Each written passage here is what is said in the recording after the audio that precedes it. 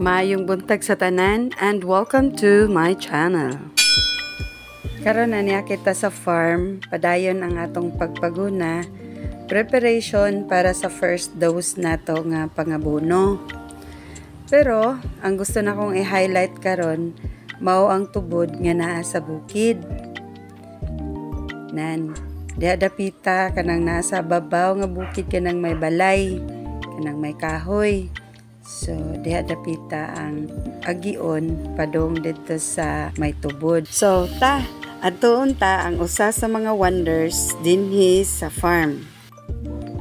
Karon niya nakita sa kinababuan nga part sa atong farm. Wherein makita nato ang mga neighboring farms.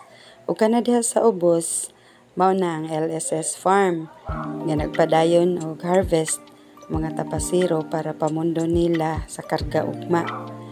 Sa other side, naapo din ang mga nangguna. So, like, mao ni ang place kung gusto na kong makita ang dako nga view sa akong farm ug ang mga tawo nga nagtrabaho dinhi. Sa singali nako anhi-anhi sa ibabaw, naay nakaingon nako nga naa day tubod dinhi sa ako arang duol. Nga dinha gakuha og tubig ang community nga ginagamit nila sa ilang balay, nga dili na sila kinahanglan nga moadto pa sa tabuan nga sobra oras ang lakaw para makakuha og tubig, mainom og magamit nila sa ilang balay. Kini si Christina og uban sa iyahang bana, gihimuan nila og sandayong og saluranan ang tubod para magamit nila mainom ug magamit usab sa ilang balay. Ug kini nga tubig gi-share usab nila sa ilahang mga silingan.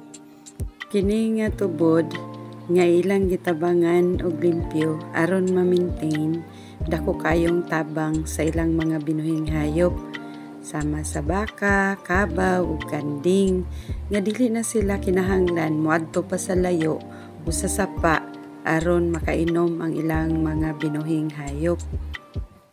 So tan-awon ta ang tubod nga nahimong kabanan o parte sa kinabuhi sa mga taong nakapalibot niini. Nahimutang kini sa ubos nga bahin sa duha ka bukid nga naa sa luyo niining duha ka kawayan.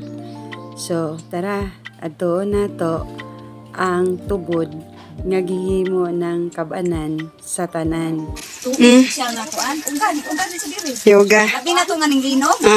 Dito jud sa ning sugod og uga.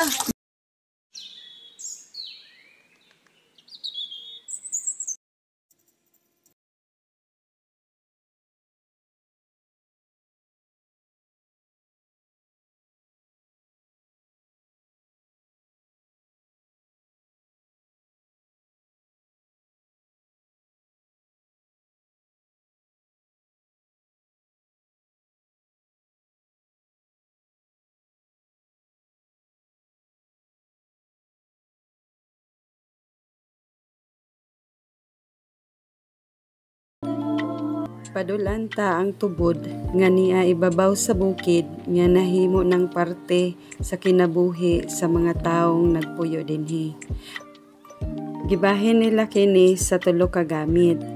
Una, mao ang tubig mainom. Kini giporma nila og lingin nga bangag. May gidakon nga 2 pulgadas ug may gilaymon pod nga 2 pulgadas.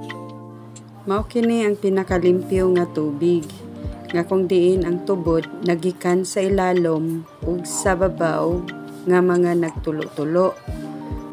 Diri sila gakuha og tubig para mainom. Mao nga kinalimpyuhan nila kini o ginatakloban para magpabilin nga limpyo. Nausab sila gibutang nga kabo nga pwede nilang magamit kada sag-ob. Ang ikaduha nga gamit mao kining tabay nga may gilawmon nga 15 feet. Gihimo kini para sa mga hayop, sa tanom ug panglimpyo sa balay. Anaa say hose nga para masuplayan og tubig ang sa baba. Ang ikatulong gamit mao kining tubig sa sandayong nga gikan sa pinakababaw nga parte nining bukid. So walay nagpuyo dito sa babaw, mao nga garantiya nga limpyo kini. Crystal clear ang tubig o ginagamit nila kini para limpyo sa balay, hugas pinggan, panglaba, o uban pa. Pero naasay usahay nga mawala kini.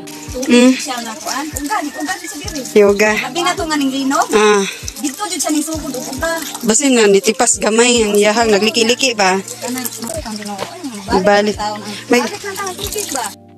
pero wala magdugay, gibalik sa kinayahan ang tubig nga maoy gikinahanglan sa mga taong nakapalibot nini. So mao kini ang kinabuhi sa bukid sa LSS Farm. Thank you for watching.